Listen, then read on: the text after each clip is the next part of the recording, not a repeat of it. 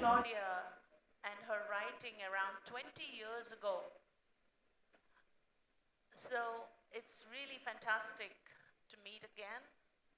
Around 20 years ago, when I had quit my job and career, I was looking for some time and space in an MFA program, and I was looking at American poets, basically reviewing and examining who they are and what they write, and trying to choose who I might want to spend some time with for the next 2 to 3 years.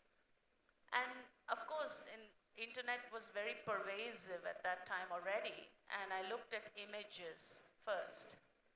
And the image I saw of Claudia was a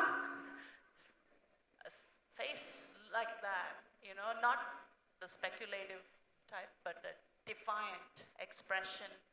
And I thought, I like that. And then I read her poetry and her writing. And what struck me about it, I'm going to say in a few lines, and then I'm going to pretty much leave her to respond to some of the questions I raised, because I know she can talk. She's been my teacher. I'm You going know, to begin. can I interject? Okay. Monty was also, can I turn it down a little bit? I'm a little too loud. I'm a visitor here. I need to be quiet. I think you're okay. Yeah. Am I okay? Okay. Monty, when I called her to give her the offer of admission to the university, she had already accepted another offer. But I told her that she couldn't take that offer and that she had to come to Las Vegas because I knew her work was important. And still, her business background came in, and she struck a deal and said, okay, I'll come as long as you pay for me to study Sanskrit. And we did. And so, and she has translated the Bhagavad Gita, which has gone into many editions in Penguin, India. She is the luminary success This is a session about your of writing. it's about intersection between I and you. Okay. So I want to quote something said by Bill Knott about Claudia's writing, which is a really, really interesting way of putting the essence of what her writing is all about. He calls it a harsh and demanding music. He says, I recommend these poems for their tutelary poison, always to be breathed even if we die from it. So this is what Bill Knott says about Claudia's writing. And a simple example, a single line from one of her poems, I think will also give like a taster. It's a poem from, I think it's your first book, Refinery, When the Train Meets the River. Yes. And she says, I wanted to put my fingers into the mouth of the baby's scream ricocheting in the suddenly quiet car. And I read that again, and I thought, there's courage there. But see how impersonal it is. She's not putting a finger in the mouth of the baby. She's putting a finger in the mouth of the scream of the baby.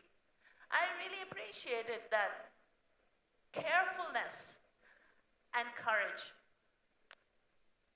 There was an idea of disobedience all over her work. An idea of resistance, not an active resistance, but like an active passive resistance. Even the choice that she made of the Trobarids to translate, they were rebels. Yes. They were rebels. They said they were not ladies. There was the idea of the revolution, the fact that there is a change and there is a transformation. She drew from Emerson and Thoreau, the transcendentalists, and turned that into kind of a different reality, I felt. She had a book called The Secularist and another book called Devotion Field, seemingly contradictory. But actually, if you go deeper into them, you find that they are the same. They meet at a different place. I'm going to quote a couple more lines from her work. The radical denial of all definitions. Another line, the word God itself, a false promontory. She spoke about exile as a desirable state, as a state of being that was necessary and from which you could actually detach and see things from a distance. It was not about geography. It was about a condition. There was like an interest in dispossession, and this was contrary to everything I thought about America. She was focusing on losing the author and on a state of dispossession. So Claudia, before I just keep talking about your work and what I think of it, could you maybe give us some insight into how does your poetics of disobedience and passive active resistance, how does your poetics inform your poetry, and give us some examples from your poems and speak about how did it come to be in your context? Sure. From the time I was a small child, I was motivated and moved by the words that started in the preamble of our Constitution, that we hold these truths to be self-evident, that all men are created equal, that they are endowed by their Creator with certain unalienable rights, among them life, liberty, and the pursuit of happiness. I was 6 years old when I read that in my history class, and I already saw all around me that it was not evident in the society that I lived in. I came of age after the Civil Rights Movement, but the Civil Rights Movement in America was based on a passive resistance that our great leader Martin Luther King Jr. borrowed from your leader Gandhi. The active, passive resistance of people fighting for right who allow themselves to be hurt in service of the whole, in service of each other. And King put forward this idea too, and my parents were very dedicated to it. They were a teacher and a lawyer, and everyone who participated in that movement had to give up their idea of themselves, of their status, of their gender, of their race, of their religion, in order to come together as a whole and allow themselves the possibility of being heard. I was maybe close to 5 years old, and we marched in a civil rights parade, and my father was holding my hand while this crowd of white men and women on the sides of the roads were screaming at us, and he was saying, "Truth wins." And I remember just looking at him, because I already kind of knew that that wasn't the truth. The history of the world kind of proved it wasn't. And then a fire hose knocked us all down. For my parents to have given up their roles, mother, father, protector of their child, to be in service in that way of the ideals that were rooted in the idea of the democratic, was an extraordinary detachment from their usual duties. And that affected me, absolutely. Everything that I saw in America that was wrong was when our sense of the individual detached us from the sense of other people's individuality, that they were connected, that the only way that you could be an individual is by recognizing what you shared with other individuals. You shared a body. We all live in a body. and we inhabit the earth. These are the two major connections that we shared. And so my poetry evolved from an idea of, yes, there's always an individual. I am Claudia Keelan. But to put that notion of ego and identity at bay in order to see and hear and feel what was happening around me in my country, in nature, in anything that I looked at, so that I could reveal it through me as a kind of vessel. And that was the way the poet John Keats, who was a major influence, talked about the idea of negative capability. That he said that as a poet, he had no identity. He was constantly filling in for other things. And he said, these are in his letters, which are the most beautiful things, I think, written in English. And he says, you know, I can be in a room full of children, and in very little time I'm annihilated. And what goes home to me is not me, but a particle of all comes into me. And so that notion has pervaded my poems. In recent years, everything that I learned in the Civil Rights Movement, which enacted the Civil Rights Act of 1962, has been dismantled by our recent government. The idea of a we is being destroyed, and there's real violence and real harm being done every day to the émigrés, to our nation, who were always all of us. All of us came from elsewhere. And it's been a great experiment in trying to live with difference and embrace it. You know, the cuisine of America has every food in the world. You know, we are informed by our population.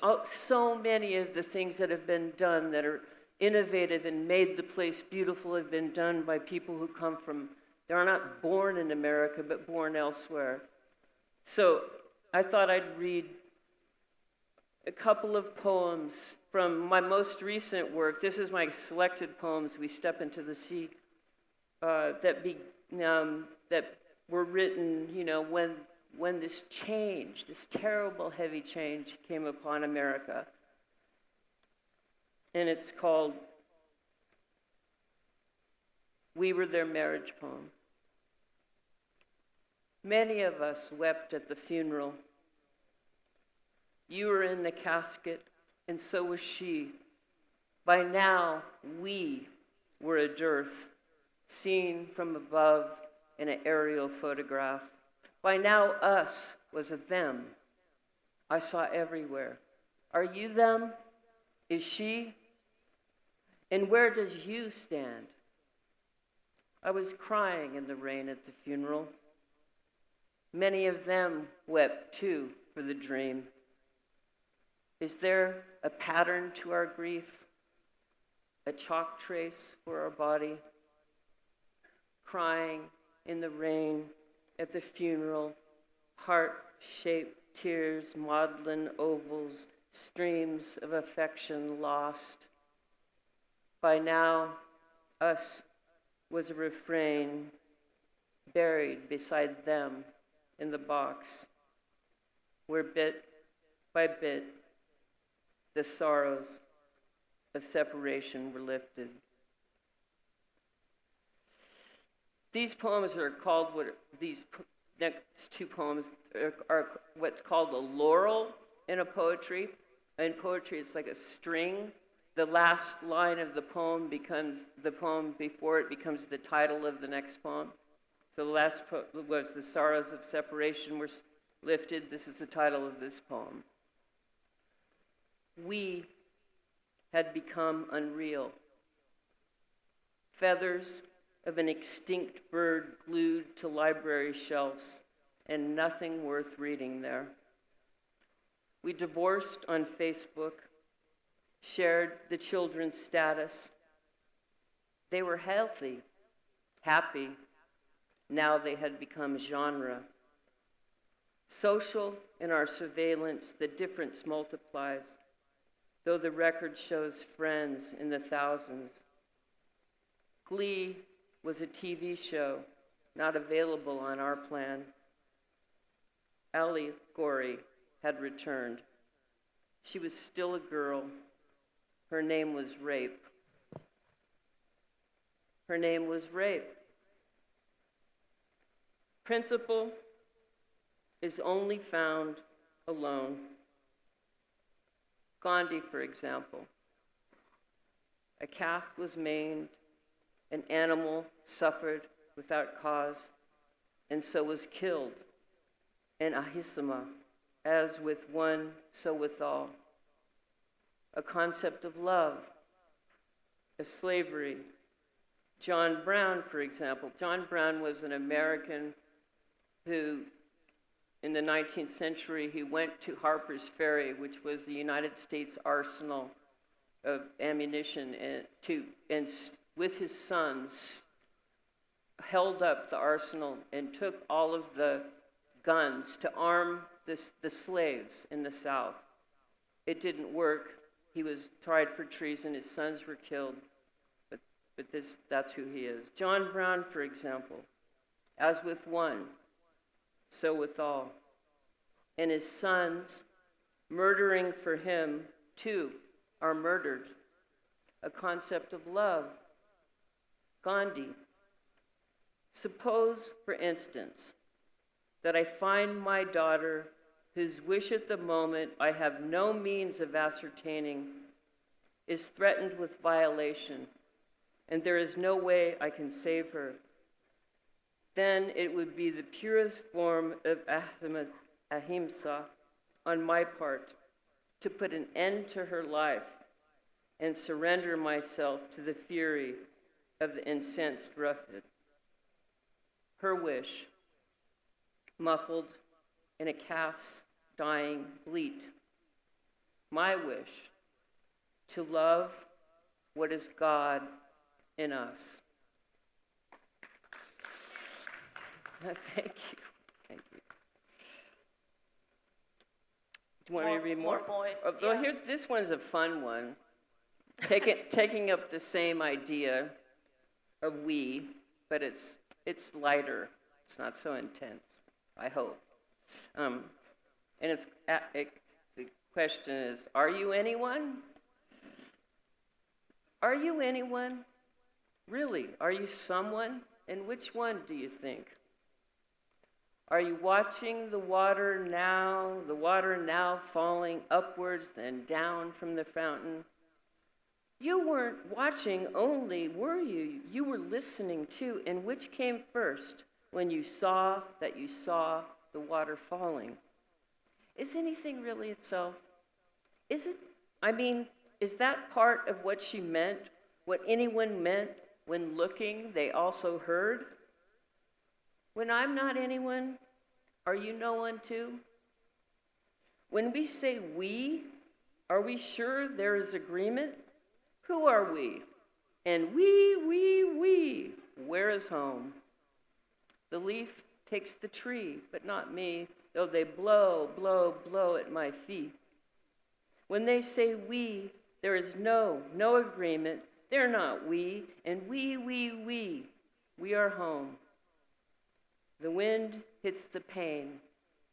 There is pain blown in the rafter. It looks like leaves. Could I be a leaf? Could I? And what kind?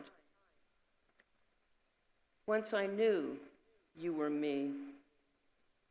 There was someone sweet in the sound. Mr. Birdsong lives down the lane. His house has fallen from the tree.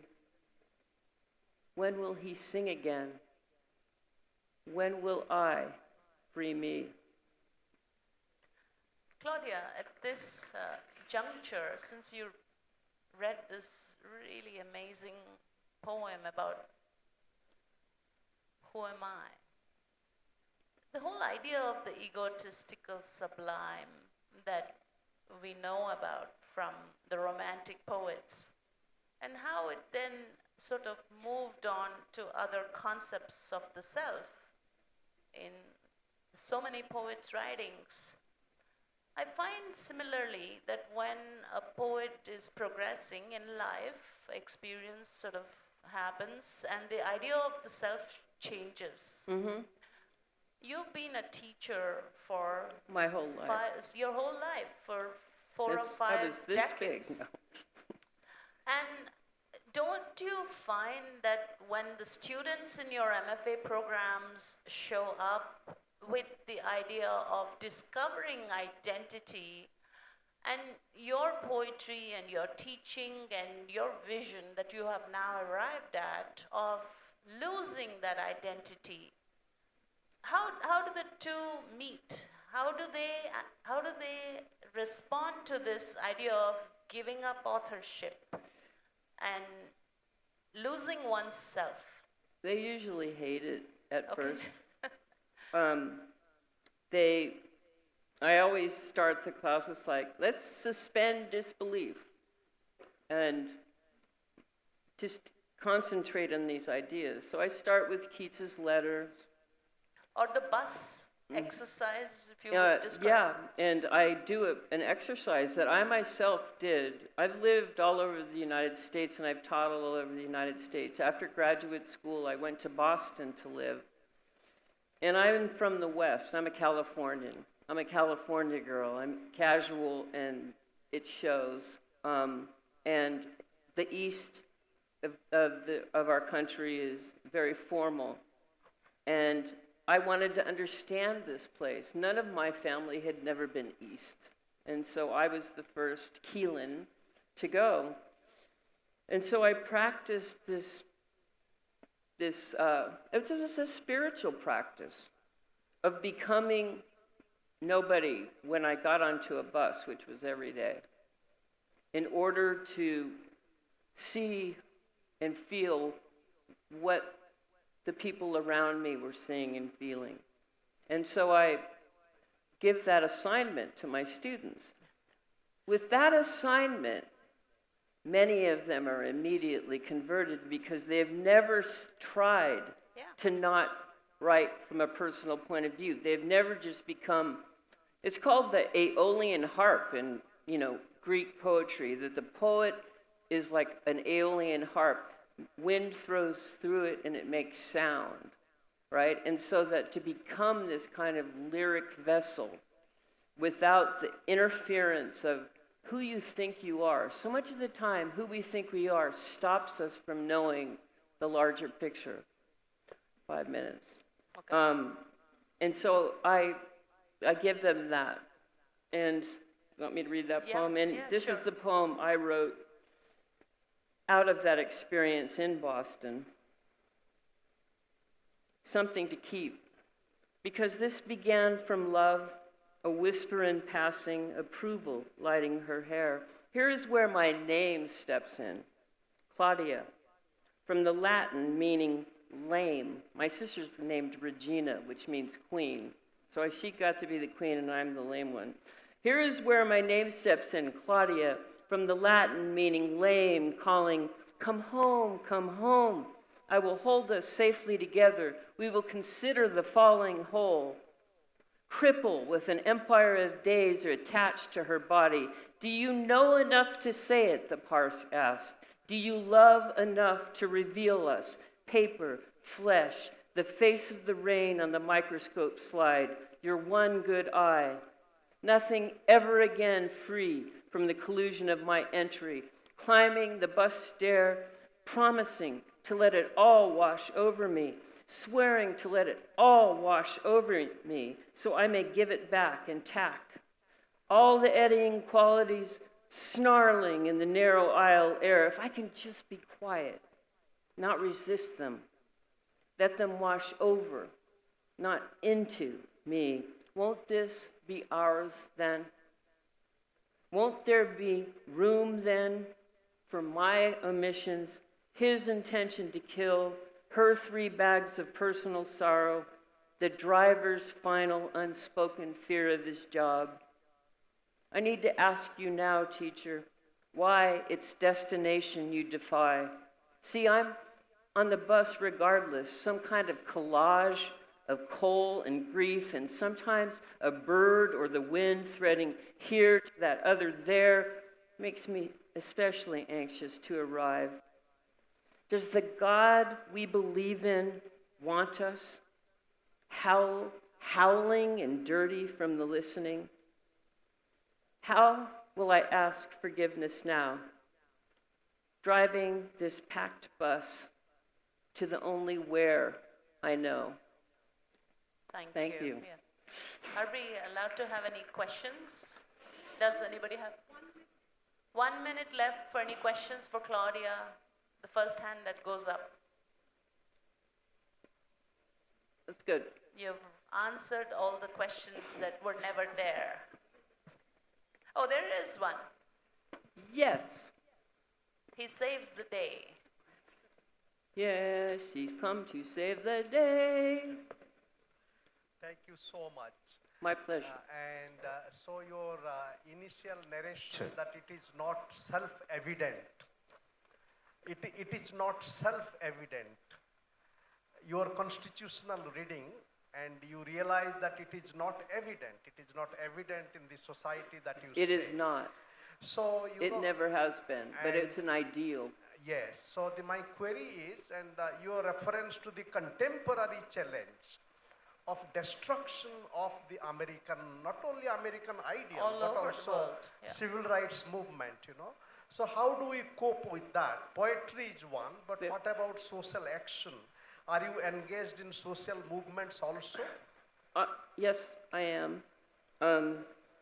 I regularly go to protest marches, even though protest has become so questioned in the United States by the present government that you're very much in fear of your life.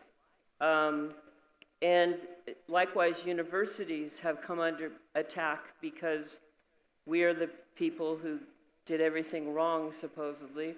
And so I went to the first Women's March, which was millions of women, like over 1 million, close to 2 million women, right after the first inauguration of Donald Trump. And we protested and marched and sang, and Madonna was there, all these rock stars were there, and we were this group, and that was an incredibly important moment.